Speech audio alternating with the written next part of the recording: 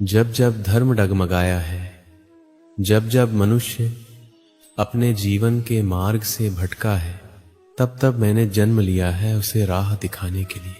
और आज मैं तुमसे एक ऐसी बात करने आया हूं जो तुम्हारे जीवन की दिशा, तुम्हारे भविष्य और तुम्हारे आत्मबल को तय करेगी। ब्रह्मचर्य ये कोई साधारण शब्द नहीं है, ये वो शक्ति है जो तुम्हारे भीतर की सबसे बड़ी ऊर्जा को सुरक्षित रखती है। लेकिन आज तुम उस शक्ति को मजाक बना चुके हो। सोशल मीडिया, अश्लीलता, विज्ञापन, वेब सीरीज, हर तरफ एक ही संदेश फैलाया जा रहा है, इच्छाओं को दबाओ मत, उन्हें जियो। और तुम बिना सोचे समझे उसी रास्ते पर चल पड़े हो, जिस रास्ते पर चलकर आत्मा खो जाती है और शरीर ही सब कुछ बन जाता है। तुम समझते हो कि ब्रह्मचर्य का टूटना सिर्फ एक शारीरिक प्रक्रिया है। नहीं, ये तुम्हारी आत्मा की कमजोरी का प्रमाण है। जब तुम अपनी इच्छाओं के गुलाम बनते हो, तब तुम्हारी चेतना गिरती है। तब तुम वो नहीं रह जाते जो बनने के लिए जन्मे थे। क्या तुम जानते हो अर्जुन ने युद्धभूमि में क्या मांगा था मुझसे? धन नहीं, स्त्री नहीं, राज्य नहीं। उसने मांगा, माधव, मुझे मेरी चंचल बुद्धि पर नियंत्रण दो। और आज तुम्हें तो अपने मन की गुलामी पर गर्व होता है। तुम कहते हो, मन कर गया, कर लिया। मन को साधना है, मन को भटकने देना नहीं। गीता में मैंने कहा था, इंद्रियाणि पराण्याहुरिंद्रियेभ्यः परम मना, मनसस्तु परा बुद्धिर्यो बुद्धेः परतस्तु सहा। इंद्रियां मन से ऊपर है, मन बुद्धि से ऊपर है, लेकिन जो एस है आत्मा, वो सबसे ऊंचा है। तुम ब्रह्मचर्य को सिर्फ एक कामेच्छा का दमन मानते हो। नहीं, ये तो आत्मा की सर्वोच्च अवस्था का द्वार है। ये वो स्थिति है जहां जाकर तुम्हारा तेज, तुम्हारी दृष्टि और तुम्हारा भविष्य तब बनता है।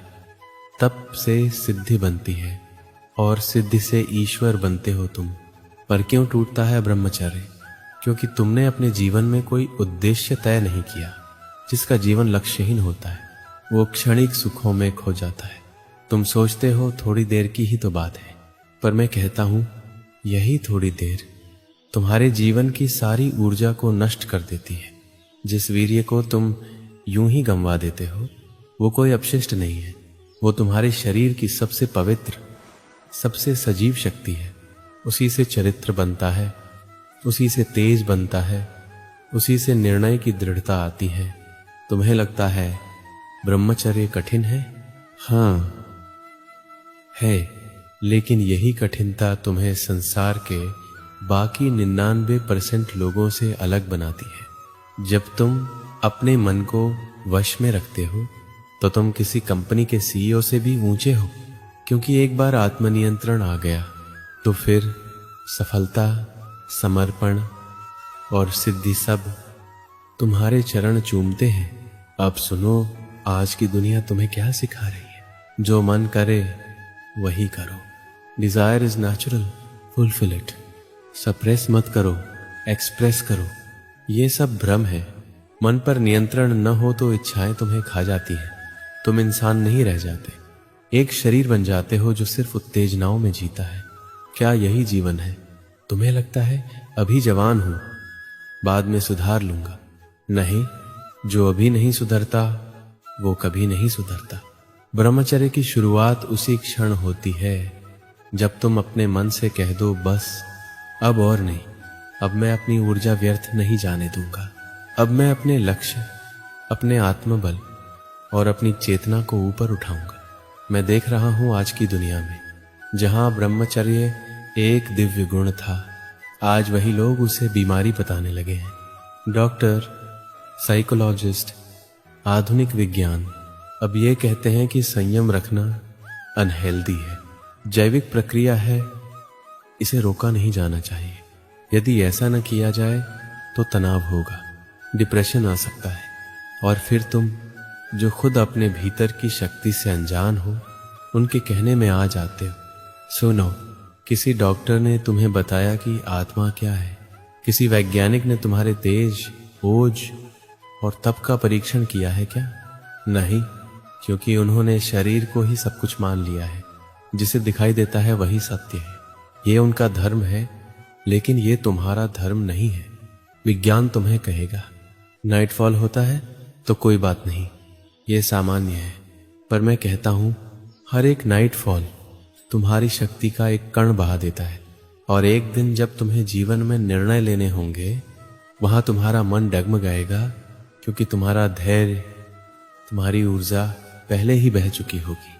वे कहते हैं अवसाद से बचने के लिए इच्छाओं को रोको मत, पर क्या कोई तुम्हें यह भी बताता है कि इच्छाओं की पूर्ति के बाद जो अपराध बोध आता है वो आत्मा को कितना गिरा देता है?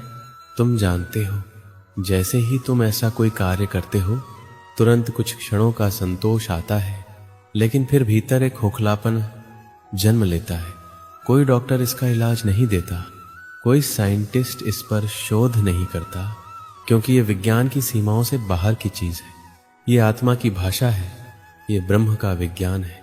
अब देखो, तुम्हारे चारों ओर बच्चे बच्चे को आज ये सिखाया जा रहा है कि ये सब नॉर्मल है। स्कूलों में, किताबों में, सेमिनारों में संयम की बात कोई नहीं करता, केवल भोग की स्वतंत्रता को प्रचारित किया जा रहा है। लेकिन क्या कोई पूछता है इसका परिणाम क्या हो रहा है?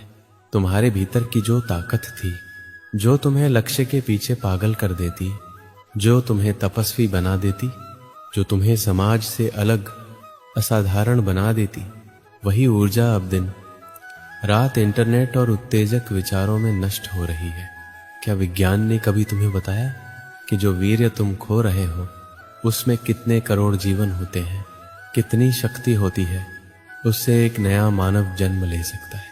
तो सोचो, तुम उसे यूं ही बहाकर कितना बड़ा अपराध कर रहे हो अपने ही जीवन के साथ।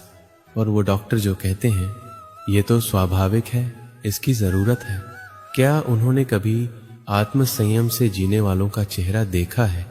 तुम स्वामी विवेकानंद को देखो, तुम महर्षि अरविंद को देखो, तुम ध्यान से सुनो। उनकी आंखों में जो प्रकाश था वो किसी लैब में पैदा नहीं होता, वो तप से आता है, संयम से आता है, ब्रह्मचर्य से आता है। जो डॉक्टर और वैज्ञानिक केवल शरीर को मानते हैं वो आत्मा को क्या समझेंगे? इसलिए अब निर्णय तुम्हारा है, या तो तुम उन्हीं के रास्ते पर चलो जो कहते हैं मस्त रहो, सोचो मत, या तुम उस मार्ग पर चलो जहां कृष्ण कहते हैं इंद्रियों को वश में करो, मन को नियंत्रित करो, तभी आत्मा की वास्तविक शक्ति प्रकट होती है। याद रखो, शांति तभी मिलती है जब तुम अपने भीतर स्थिर होते हो, और स्थिरता वहीं आती है जहां संयम होता है। इसलिए अब तय करो, तुम क्या बनना चाहते हो? भीड़ का हिस्सा या उस आत्मा का जो ब्रह्म से एक हो जाए? चलो अब ध्यान से सुनो। तुम्हें लगता है ये आदत छूट नहीं सकती?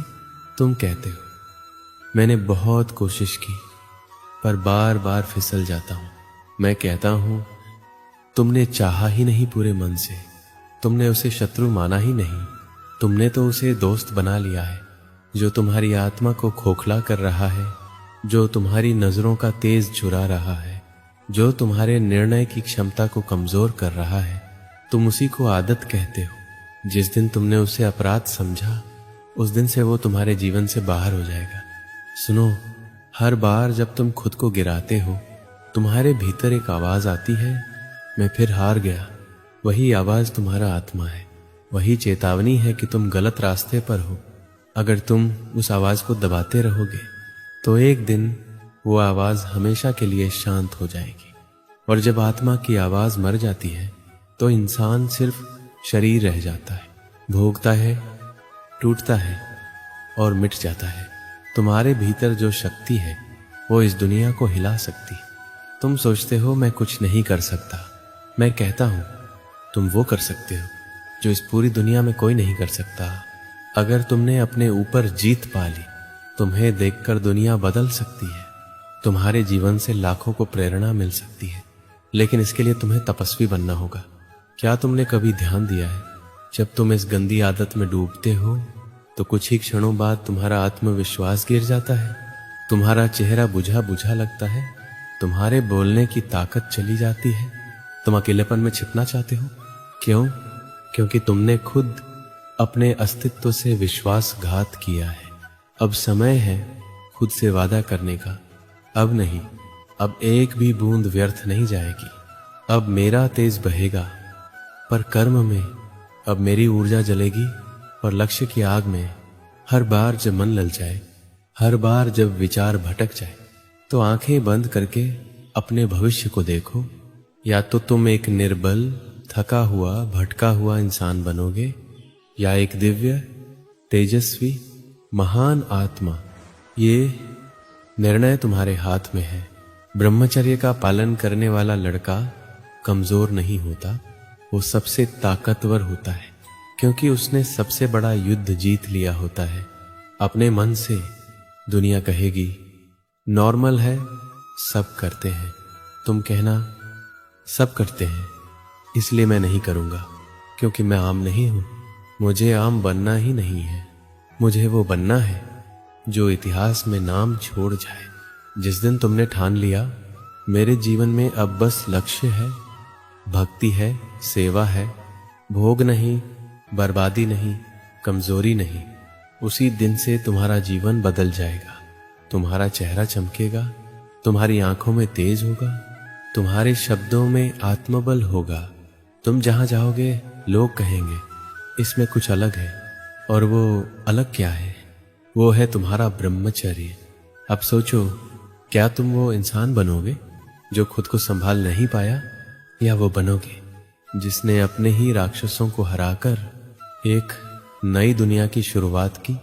निर्णय तुम्हारा है, लेकिन याद रखो, तुमने अगर आज खुद को नहीं संभाला तो कल कोई रास्ता नहीं बचेगा। ब्रह्मचर्य कोई कैद नहीं है, ये तो मुक्ति है काम की आग में जलने से।